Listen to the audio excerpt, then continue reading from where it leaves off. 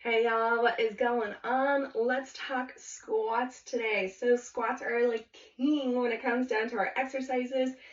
Oh, there's so many different kinds of squats, but we're gonna focus on just the traditional kind of squat where you're squatting down and coming right back on up. Now, this is huge when it comes down to functional training. If we think about functional training, that means something that we can incorporate in our daily life, whether that's you squatting down to pick up groceries, squatting down to pick up the laundry, going down to pick up a baby, whatever the case may be, or a child, or the shoes that are on the floor, whatever. Squats are in our daily movement. With that being said, there's a few ways that we can alter our squats to be able to maximize our own movement and what our joints are able to do. Okay, so let's first off start with our neutral spine. We want to make sure that our ribs right through here, find those ribs and those hips, that those are going to be stacked. We don't want our ribs caving in like they would if we were to be hunched over. My ribs now just did a dip here. We don't want our hips to be tilting forward as an anterior pelvic tilt that we could talk about when we do our Instagram booty poses here, right? We don't want to be doing that. We want them to be stacked here. So they're resting on top of each other, not any curvature any which way. Okay, so now that we got that out of the way, we're going to then bend at the jean pocket. So imagine your jean pockets being right about here. We're going to keep that neutral spine. We're going to then bend at the jean pocket. So right here, we're bending. And notice that I'm kind of like scooting my booty back a little bit. All right, so that's a good spot right here. Here's the hip hinge.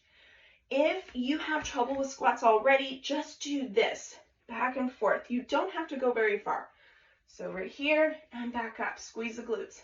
Here, back up at the top, squeeze the glutes. Notice I'm not arching on the way back.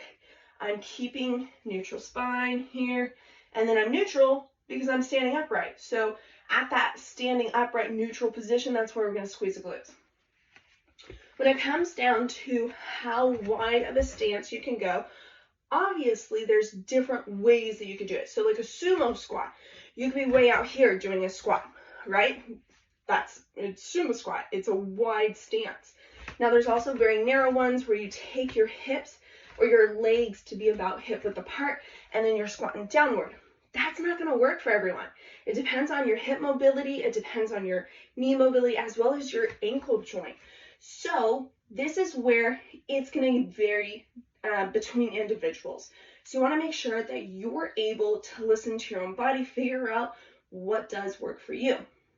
Now, a couple key things to just look out for is when you're doing this squat, let's say that you're here and you're doing the squat and all of a sudden I'm rotating in. Notice my knees start caving in, my ankles start actually caving in. That means we're not in a good position. We want to make sure that this is being pushed outwardly. You may want to put a resistance band here to force yourself to activate those glutes so that way your knees are not caving in. If you're here and you're squatting, you're starting to get some tension in those knees, it could be that it's just lining up wrong, that we're trailing our knees along a path that isn't comfortable or proper for our own bodies. So take a little bit of a wider stance. It's totally fine to start here and to be able to figure out where it's best for you. Start here, and then also too, as you go down, you may notice your body getting stiff in certain spots. Figure it out, just wiggle it out. And then come right back on up, down, on up. We're keeping that neutral spine, bending at the hips.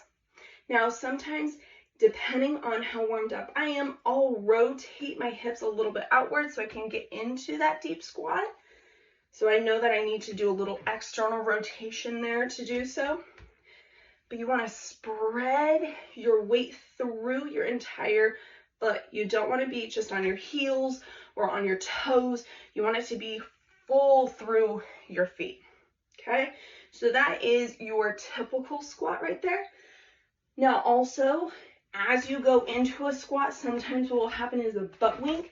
So we go into squat, squat, squat, and then notice it starts to butt wink. It starts to get a little bit of a booty pop going on. At that point in time, you want to squat, and then you want to just before that butt wing, you want to stop there and then strengthen that up. Work on some mobility to get you into those deeper depths if that is necessary.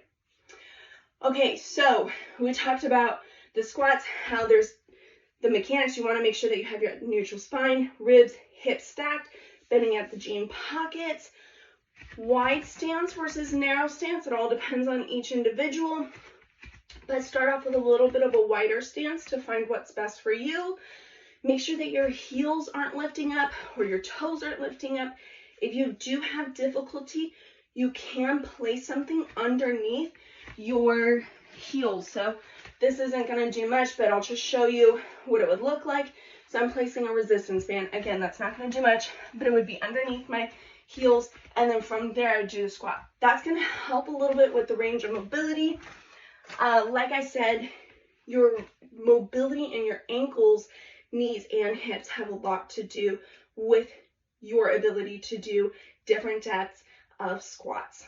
So hope this helped. If you have any questions, comments, or concerns, feel free to reach out. I'd love to chat with you about the squats. All right, have fun and have a great day.